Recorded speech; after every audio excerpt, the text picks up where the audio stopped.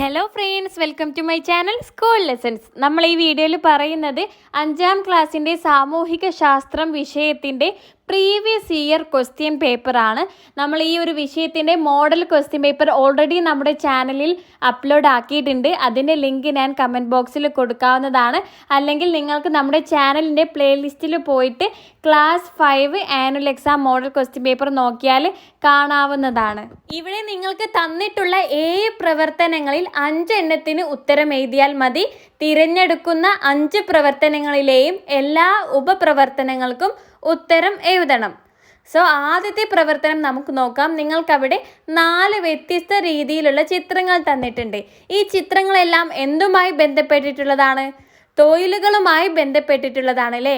ഓരോ ചിത്രത്തിലും നമുക്ക് കാണാൻ പറ്റുന്നത് വ്യത്യസ്ത രീതിയിലുള്ള തൊഴിലുകളാണ്. ആദ്യത്തെ ചിത്രത്തിൽ കച്ചവടം ചെയ്യുന്ന ഒരാളെ കാണാം. രണ്ടാമത്തെ ചിത്രത്തിൽ കണ്ടക്ടറെ കാണാം. മൂന്നാമത്തെ ചിത്രത്തിൽ ചുമട് എടുക്കുന്ന തൊഴിലാളിയെ കാണാം. 4ാമത്തെ ചിത്രത്തിൽ വീട് പണിയെടുക്കുന്ന ആളെ കാണാം. ഇനി നമുക്ക് ചോദ്യം നോക്കാം. വിവിധ തരം തൊഴിലുകൾ നിരീക്ഷിക്കൂ. ചോദ്യം: തൊഴിലുകളിൽ നിന്ന് മാത്രമാണ് കുടുംബത്തിന് വരുമാനമുണ്ടാകുന്നത്? നിങ്ങളുടെ അഭിപ്രായം വ്യക്തമാക്കി ഒരു കുറിപ്പ് തയ്യാറാക്കുക. തൊഴിലുകളിൽ നിന്നും മാത്രമല്ല കുടുംബത്തിന് വരുമാനം ലഭിക്കുന്നത്. കൃഷി, കച്ചവടം, മൃഗസംരക്ഷണം, മത്സ്യബന്ധനം തുടങ്ങിയവയിലൂടെയും വരുമാനം ലഭിക്കും. കൂടാതെ വീട് വാടക, പെൻഷൻ, ബാങ്ക് പലിശ തുടങ്ങിയവയും കുടുംബ വരുമാനത്തിൻ്റെ ഭാഗമാണ്. അതിനാൽ കുടുംബത്തിന് വരുമാനം ലഭിക്കാൻ പല മാർഗങ്ങളും ഉണ്ട്. അടുത്തത് ബി ചോദ്യം: സമൂഹത്തിൽ നിലനിൽക്കുന്ന വിവിധ തരം സാമ്പത്തിക അസമത്വത്തിന്റെ കാരണങ്ങൾ പട്ടികപ്പെടുത്തുക. നിങ്ങൾ നിങ്ങളുടെ ചുറ്റുപാടും തന്നെ ഒന്ന് ശ്രദ്ധിച്ച് നോക്കുകയും നിങ്ങളുടെ വീട്ടിലെ അയൽ വീടുകളിൽ തന്നെ പല സാമ്പത്തിക അവസ്ഥയിലുള്ള ആൾക്കാരെ നിങ്ങൾക്ക് കാണാവുന്നതാണ് അല്ലേ? ചിലർ നല്ല സാമ്പത്തികമായിട്ട് നല്ല മുൻപന്തിയിൽ നിൽക്കുന്ന ആളുകളായിരിക്കും. ചിലരോ നല്ല പാവപ്പെട്ട ആൾക്കാരായിരിക്കും. അധികം പൈസയൊന്നുമില്ലാത്ത പാവപ്പെട്ട വീട്ടുകാരായിരിക്കും. ചിലർ നമ്മളൊരു മിഡിൽ ക്ലാസ് ഫാമിലി എന്നൊക്കെ പറയും അല്ലേ? ഇടയ്ക്ക് നിൽക്കുന്ന, അതായത് അത്യാവശ്യം മോശമില്ലാതെ പോകുന്ന ഫാമിലീസൊക്കെ ഉണ്ടാവും അല്ലേ? ഇങ്ങനെ സാമ്പത്തിക അവസ്ഥയിൽ ഇങ്ങനെ വ്യത്യാസങ്ങൾ ഉണ്ടാവാനുള്ള കാരണം എന്താണ്?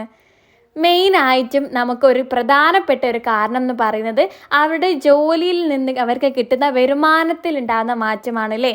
ചിലർ നല്ല ഉയർന്ന ജോലി, ഉയർന്ന ശമ്പളമുള്ള ആളുകൾ സാമ്പത്തികമായിട്ട് മുൻപന്തിയിൽ നിൽക്കുന്ന ആളുകളായിരിക്കും. പക്ഷേങ്കിൽ അത്ര ശമ്പളമൊന്നും കിട്ടാത്ത, നല്ല വരുമാനമൊന്നും കിട്ടാത്ത ജോലി ചെയ്യുന്ന ആളുകളോ അവർ സാമ്പത്തികമായിട്ടും പിന്നോട്ട് നിൽക്കുന്ന ആളുകളായിരിക്കും. മറ്റെന്തെല്ലാമൊക്കെയാണ് നമുക്ക് കാരണങ്ങൾ എഴുതാൻ പറ്റുന്നത്? ചില തൊഴിലുകൾക്ക് കൂടുതൽ മാന്യം കൊടുക്കുകയും ചിലതിനില്ലാതിരിക്കുകയും ചെയ്യുന്നു.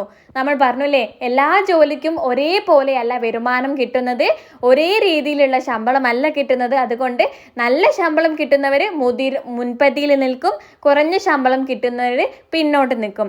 പിന്നെയോ വേതനത്തിൽ വ്യത്യാസം ഉണ്ടായിരിക്കുന്നത്, സ്ത്രീകൾക്കും പുരുഷന്മാർക്കും ഒരുപോലെ അവസരം ലഭിക്കാത്തത്, ഗ്രാമത്തിലും നഗരത്തിലും തൊഴിൽ അവസരങ്ങൾ വ്യത്യാസപ്പെടുന്നത്, ചിലർ കൈത്തൊഴിലുകളെ താഴ്ന്നായി കാണുന്നത്, ഇതൊക്കെ നമുക്ക് അതിൻ്റെ കാരണങ്ങളായിട്ട് എഴുതാൻ പറ്റുന്നവയാണ്.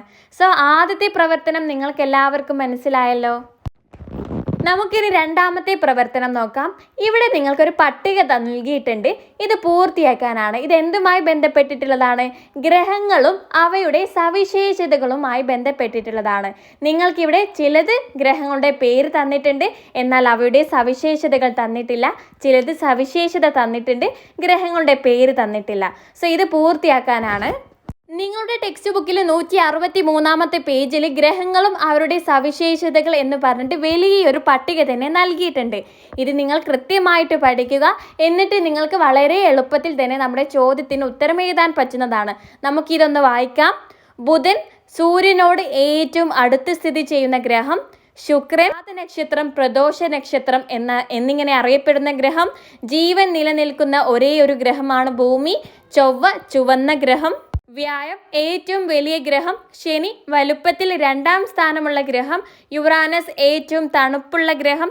നെപ്റ്റ്യൂൺ സൂര്യനിൽ നിന്ന് ഏറ്റവും അകലെ സ്ഥിതി ചെയ്യുന്ന ഗ്രഹം. ഈ ഒരു ചോദ്യം നിങ്ങൾ നിർബന്ധമായിട്ടും പഠിക്കണേ. ക്വസ്റ്റ്യൻ പേപ്പറിലേക്ക് നമുക്ക് വരാം. ഇവിടെ ചൊവ്വ, അതിൻ്റെ സവിശേഷത നൽകിയിട്ടില്ല. ചൊവ്വ എന്താണ്? ചുവന്ന ഗ്രഹമാണ്. നിങ്ങൾ അവിടെ ചുവന്ന ഗ്രഹം എന്നാണ് എഴുതി കൊടുക്കേണ്ടത്. അടുത്തത് വലുപ്പത്തിൽ 2ാം സ്ഥാനത്തുള്ള ഗ്രഹം ഏതാണ്? അവിടെ പേര് നൽകിയിട്ടില്ല. വലുപ്പത്തിൽ 2ാം സ്ഥാനത്തുള്ളത് ശനിയാണ് ഉത്തരം. അടുത്തത് യുറാനസ് എന്ന് നൽകിയിട്ടുണ്ട്. യുറാനസിന്റെ സവിശേഷത നിങ്ങൾ അവിടെ എഴുതി കൊടുക്കണം. യുറാനസ് ഏറ്റവും തണുപ്പുള്ള ഗ്രഹമാണ്. അടുത്തത് പ്രഭാത നക്ഷത്രം, പ്രദോഷ നക്ഷത്രം എന്നീ പേരുകളിൽ അറിയപ്പെടുന്നു. ഉത്തരം ശുക്രൻ. അടുത്തത് ബി ചോദ്യമാണ്. തന്നിരിക്കുന്നവയിൽ ശരിയായ പ്രസ്താവന ഏത്? ശരിയായത് ഏതാണെന്നാണ് ചോദിച്ചിട്ടുള്ളത്. എ, സൂര്യൻ ഒരു നക്ഷത്രമാണ്. അത് ശരിയാണല്ലേ, നമ്മുടെ സൂര്യൻ ഒരു നക്ഷത്രമാണ്. സോ നിങ്ങൾ അവിടെ ടിക്ക് ചെയ്യുക. ഇനി ബി, എല്ലാ ഗ്രഹങ്ങൾക്കും ഉപഗ്രഹങ്ങൾ ഉണ്ട്. തെറ്റാണ്.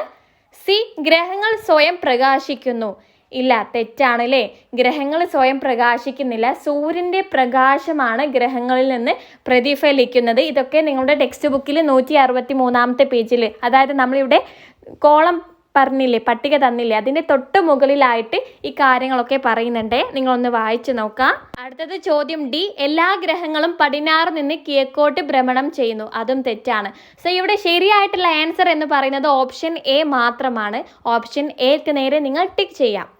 അടുത്തത് പ്രവർത്തനം 3 ഭൂമിയുടെ ഭ്രമണവും പരിക്രമണവുമായി ബന്ധപ്പെട്ട് തന്നിരിക്കുന്ന പ്രസ്താവനകളെ തരം തിരിച്ച് പട്ടികപ്പെടുത്തുക. ഭ്രമണം എന്ന് പറഞ്ഞാൽ എന്താണ്? ഇവിടെ നിങ്ങൾക്ക് നൽകിയിട്ടുള്ള ചിത്രം എന്ന് പറയുന്നത് ഭൂമിയുടെ ഭ്രമണമാണ്. ഭൂമി അതിൻ്റെ സാങ്കല്പിക അച്ചുതണ്ടിൽ സ്വയം കറങ്ങുന്നതാണ് ഭ്രമണം എന്ന് പറയുന്നത്. ഭ്രമണം കാരണമാണ് നമ്മൾ പകലും രാത്രിയും അനുഭവപ്പെടുന്നത്. ഓക്കെ, ഇനി ഭ്രമണം ചെയ്യുന്നതോടൊപ്പം ഭൂമി നിശ്ചിത സഞ്ചാരപാതയിലൂടെ സൂര്യനെ ചുറ്റി സഞ്ചരിക്കുന്നുണ്ട്. ഇതാണ് പരിക്രമണം. ഒരു തവണ സൂര്യനെ ചുറ്റി സഞ്ചരിക്കാൻ ഭൂമിക്ക് 365 ഗാൽ ദിവസം വേണം. ഇതിനെ ഒരു വർഷമായി കണക്കാക്കുന്നു. ഭ്രമണവും പരിക്രമണവും തമ്മിലുള്ള വ്യത്യാസം മനസ്സിലായല്ലോ. ഭ്രമണം എന്ന് പറഞ്ഞാൽ ഭൂമി അതിൻ്റെ സാങ്കല്പിക അച്ചുതണ്ടിനെ ചുറ്റി കറങ്ങുന്നതിനാണ് ഭ്രമണം എന്ന് പറയുന്നത്. പരിക്രമണം എന്ന് പറഞ്ഞാൽ ഭൂമി സൂര്യനെ ചുറ്റി കറങ്ങുന്നതിനാണ്. ഇനി നമുക്ക് ഇവിടെ തന്നിട്ടുള്ളതൊക്കെ ഒന്ന് വായിച്ചു നോക്കാം. ഭൂമി അതിൻ്റെ സാങ്കല്പിക അച്ചുതണ്ടിൽ സ്വയം കറങ്ങുന്നു. ഏതാണ്? ഭ്രമണം ആണ് അല്ലേ. സോ നിങ്ങൾ അവിടെ ഭ്രമണത്തിൻ്റെ കോളത്തിലേക്കാണ് എഴുതി കൊടുക്കേണ്ടത്. അടുത്തത് 365 ഗാൽ ദിവസം കൊണ്ട് ഒരു കറക്കം പൂർത്തിയാക്കുന്നു. അത് പരിക്രമണം ആണ്. ഋതുഭേദങ്ങൾ ഉണ്ടാകുന്നു. അതും പരിക്രമണമാണ്. ഒരു നിശ്ചിത സഞ്ചാരപാതത്തിലൂടെ സൂര്യനെ ചുറ്റുന്നു. അതും പരിക്രമണമാണ്. ഒരു കറക്കം പൂർത്തിയാക്കാൻ 23 മണിക്കൂർ 56 മിനിറ്റ് 4 സെക്കൻഡ് എടുക്കുന്നു. ഇത് ഭ്രമണമാണ്. സൂര്യൻ കിഴക്കുതിച്ച് പടിഞ്ഞാറ് അസ്തമിക്കുന്നതായി അനുഭവപ്പെടുന്നു. ഇതും ഭ്രമണമാണ്. ഇതൊക്കെ നിങ്ങൾക്ക് ടെക്സ്റ്റ് ബുക്കിൽ ആ പേജിൽ കൃത്യമായിട്ട് തന്നിട്ടുണ്ട്. നിങ്ങൾ മുഴുവനും വായിക്കുക, പഠിക്കുക. അടുത്തത് ബി ചോദ്യം. അമേരിക്കയിലെ ന്യൂയോർക്കിൽ പകൽ സമയം നടക്കുന്ന കോപ്പ അമേരിക്ക മത്സരത്തിൻ്റെ തത്സമയ സംപ്രേഷണം കേരളത്തിൽ താമസിക്കുന്ന കുട്ടി രാത്രിയാണ് കാണുന്നത്. ഇതിനു കാരണം ഭൂമിയുടെ ഏത് ചലനമാണ്? ഇതിനു കാരണം ഭൂമിയുടെ ഭ്രമണം ആണ്. ഇനി പ്രവർത്തനം 4 നോക്കാം. സമൂഹത്തിന്റെ നിലനിൽപ്പിനും സുഗമമായ പ്രവർത്തനങ്ങൾക്കും വേണ്ടി ഏർപ്പെടുത്തുന്ന അംഗീകരിക്കപ്പെട്ട നിയന്ത്രണങ്ങളും വ്യവസ്ഥകളുമാണ് നിയമം. ചോദ്യം, നിയമങ്ങളുമായി ബന്ധപ്പെട്ട ഡയഗ്രാം പൂർത്തിയാക്കുക. അവിടെ നിയമം എന്ന് നൽകിയിട്ടുണ്ട്. കൃത്യമായി എഴുതപ്പെട്ടവ, നിയമനിർമ്മാണ സഭകൾ വഴി രൂപപ്പെടുന്നവ. ഇനി നിയമവുമായി ബന്ധപ്പെട്ടിട്ടുള്ള 2 പോയിന്റുകൾ നിങ്ങൾ അവിടെ എഴുതി കൊടുക്കണം. നിങ്ങളുടെ ടെക്സ്റ്റ് ബുക്കിൽ 181-ാമത്തെ പേജിൽ നിയമത്തെക്കുറിച്ച് പറയുന്നുണ്ട്. ആധുനിക കാലഘട്ടത്തിൽ ഓരോ ഗവൺമെന്റും നിയമനിർമ്മാണ സഭകൾ വഴി രാഷ്ട്രത്തിനാവശ്യമായ നിയമങ്ങൾ നിർമ്മിക്കപ്പെടുന്നത്. ഗവൺമെന്റുകൾ മുൻകൈയെടുത്ത് നിർമ്മിക്കുന്ന നിയമങ്ങൾക്ക് പുറമെ ശക്തമായ പൊതുജനാഭിപ്രായത്തെ തുടർന്നും നിയമനിർമ്മാണ സഭകൾ നിയമങ്ങൾ, കോടതി വിധികളും വ്യാഖ്യാനങ്ങളും നിർദ്ദേശങ്ങളും പലപ്പോഴും പുതിയ നിയമങ്ങൾക്ക് കാരണമാകാറുണ്ട്. ഇപ്രകാരം കോടതി ഇടപെടലുകളിൽ കൂടിയും നിയമങ്ങൾ രൂപപ്പെടാറുണ്ട്. സോ നമുക്കിവിടെ എന്തൊക്കെ പോയിന്റ്സ് എഴുതാം? പൊതുജനാഭിപ്രായത്തെ തുടർന്ന് രൂപപ്പെടുന്നവ എന്ന് എഴുതാം. നിയമനിർമ്മാണ സഭകൾ വഴി, അതിവിടെ നിങ്ങൾക്ക് ചോദ്യത്തിൽ തന്നെ തന്നിട്ടുണ്ട്. പിന്നെ നമുക്ക് കോടതി ഇടപെടലുകൾ കൂടി രൂപപ്പെടുന്നവ എന്നെഴുതാം. ഈ 2 പോയിന്റ്സ് ആണ് നിങ്ങൾ ഇവിടെ എഴുതി കൊടുക്കേണ്ടത്. നിയമത്തെക്കുറിച്ച് ചിലപ്പോൾ നിങ്ങളോട് എഴുതാൻ പറഞ്ഞാലോ നിങ്ങൾ ഈ ഒരു 4 പോയിന്റ്സും തന്നെ പഠിച്ച് വെക്കുക. സോ നിയമത്തെക്കുറിച്ച് എഴുതാൻ പറഞ്ഞാലും നിങ്ങൾക്ക് എഴുതാവുന്നതാണല്ലോ. അടുത്തത് ബി ചോദ്യം. സ്കൂളിൻ്റെ സുഗമമായ പ്രവർത്തനങ്ങൾക്ക് കുട്ടികൾ പാലിക്കേണ്ട ഏതെങ്കിലും 2 വ്യവസ്ഥകൾ, മാർഗനിർദ്ദേശങ്ങൾ എഴുതുക. ഏതെങ്കിലും 2 എണ്ണം എഴുതാനാണ് പറഞ്ഞിട്ടുള്ളത്. ഞാൻ ഇവിടെ എഴുതിയിട്ടുള്ളത് സമയത്തിന് സ്കൂളിലെത്തുക, കൃത്യമായ യൂണിഫോം ധരിക്കുക, സ്കൂളിൽ അച്ചടക്കം പാലിച്ച് അധ്യാപകരുടെ നിർദ്ദേശങ്ങൾ അനുസരിക്കുക. ഇനി സി ചോദ്യമാണ്. കുട്ടികളുടെ അവകാശവുമായി ബന്ധപ്പെട്ട നിയമം ഏത്? ബാലാവകാശ നിയമം, ഗതാഗത നിയമം, വിവരാവകാശ നിയമം, നീർത്തട സംരക്ഷണ നിയമം. ഇവിടെ ശരിയായിട്ടുള്ളത് ഓപ്ഷൻ എ ആണ്, ബാലാവകാശ നിയമമാണ്. ഏത് ദിവസമാണ് നമ്മൾ ബാലാവകാശ ദിനമായിട്ട് ആചരിക്കുന്നത്? November 20 okay. അടുത്തത് പ്രവർത്തനം 5. ഭക്ഷണം എല്ലാ മനുഷ്യരുടെയും അവകാശമാണ്. ഒരു നേരത്തെ ഭക്ഷണം പോലും കിട്ടാത്ത ആയിരങ്ങൾ ലോകത്തിൻ്റെ പല ഭാഗങ്ങളിലും ഉണ്ട്. ചോദ്യം. ലോക ഭക്ഷ്യദിനമായി ആചരിക്കുന്നത് എന്ന്? ഓപ്ഷൻസ് നൽകിയിട്ടുണ്ട്. October 16, September 16, June 12, May 28. ശരിയായിട്ടുള്ള ഉത്തരം ഓപ്ഷൻ എ, ഒക്ടോബർ 16. അടുത്തത് ബി ചോദ്യം. ദാരിദ്ര്യവും പട്ടിണിയും ഉണ്ടാകാനുള്ള കാരണങ്ങൾ കണ്ടെത്തി കുറിപ്പ് തയ്യാറാക്കുക. നമുക്ക് കാരണങ്ങൾ തൊഴിലില്ലായ്മ, കുറഞ്ഞ വരുമാനം, വിദ്യാഭ്യാസത്തിൻ്റെ കുറവ്, ഭക്ഷ്യവസ്തുക്കളുടെ വിലക്കയറ്റം എന്നിവയൊക്കെയാണ്. ഇതൊക്കെ ഉൾപ്പെടുത്തിയിട്ട് നിങ്ങൾക്ക് ചെറിയൊരു കുറിപ്പായിട്ട് എഴുതാവുന്നതാണ്. അടുത്തത് സി ചോദ്യമാണ്. ലോക ഭക്ഷ്യദിനവുമായി ബന്ധപ്പെട്ട് സ്കൂളിൽ നടത്തുന്ന റാലിക്ക് ആവശ്യമായ പ്ലക്കാർഡുകൾ തയ്യാറാക്കുക. ഭക്ഷ്യദിനവുമായി ബന്ധപ്പെട്ട് നമുക്ക് പ്ലക്കാർഡിൽ എഴുതാൻ പറ്റിയിട്ടുള്ള 2 സന്ദേശങ്ങളാണ് ഇവിടെ പറയുന്നത്. 1. ഭക്ഷണം പാഴാക്കരുത്, വിശക്കുന്നവരെ ഓർക്കൂ, ഓരോ കണിയും വിലപ്പെട്ടതാണ്. 2. ആരോഗ്യകരമായ ഭക്ഷണം കഴിക്കൂ, നല്ല ആരോഗ്യം സംരക്ഷിക്കൂ. അടുത്തത് പ്രവർത്തനം 6 എ ചോദ്യം. നദികളുമായി ബന്ധപ്പെട്ട് താഴെ തന്നിരിക്കുന്നവയിൽ ശരിയായ പ്രസ്താവന ഏത്? Option A. കേരളത്തിലെ നദികളിൽ ഭൂരിഭാഗവും പടിഞ്ഞാറു നിന്ന് കിഴക്കോട്ട് ഒഴുകുന്നു. ബി. മലനാട് ഭൂപ്രകൃതി വിഭാഗത്തിൽ നിന്നാണ് കേരളത്തിലെ നദികൾ ഉത്ഭവിക്കുന്നത്. സി. കേരളത്തിലെ ഭൂരിഭാഗം നദികളും ബംഗാൾ ഉൾക്കടലിൽ പതിക്കുന്നു. Option D. കേരളത്തിലെ നദികൾ എല്ലാ കാലത്തും നിറഞ്ഞൊഴുകുന്നവയാണ്. ഇവിടെ ശരിയായിട്ടുള്ള പ്രസ്താവന ഓപ്ഷൻ ബി ആണ്. മലനാട് ഭൂപ്രകൃതി വിഭാഗത്തിൽ നിന്നാണ് കേരളത്തിലെ നദികൾ ഉത്ഭവിക്കുന്നത്. ഇനി ചോദ്യം ബി. ജലസ്രോതസ്സുകൾ സംരക്ഷിക്കുന്നതിനും ശുദ്ധജല വിതരണത്തിനുമുള്ള സർക്കാർ പദ്ധതികളാണ് ചുവടെ തന്നിരിക്കുന്നത്. അവയെ ശരിയായ രീതിയിൽ ക്രമീകരിക്കുക. ഇതേ ഒരു പട്ടിക തന്നെ നിങ്ങളുടെ ടെക്സ്റ്റ് ബുക്കിൽ നിങ്ങൾക്കായിട്ട് നൽകിയിട്ടുണ്ട്. പേജ് നമ്പർ 142 പദ്ധതി ഇനി ഞാൻ ഒഴുകട്ടെ. അത് നിലവിൽ കൊണ്ടുവന്നത് ഹരിത കേരളം മിഷൻ, മാലിന്യമുക്തം നവകേരളം തദ്ദേശ സ്വയംഭരണ വകുപ്പ്, തെളിനീരൊഴുകും നവകേരളം തദ്ദേശ സ്വയംഭരണ വകുപ്പ്, ജൽജീവൻ മിഷൻ കേന്ദ്ര സർക്കാർ. സോ ഈ പട്ടിക നിങ്ങൾ ശരിയായ രീതിയിൽ വരച്ച് കൊടുക്കേണ്ടതാണ്. ഇനി ചോദ്യം സി. ജലസ്രോതസ്സുകളുടെ മലിനീകരണം തടയുന്നതിനുള്ള ഏതെങ്കിലും ഒരു നിർദ്ദേശം എഴുതുക.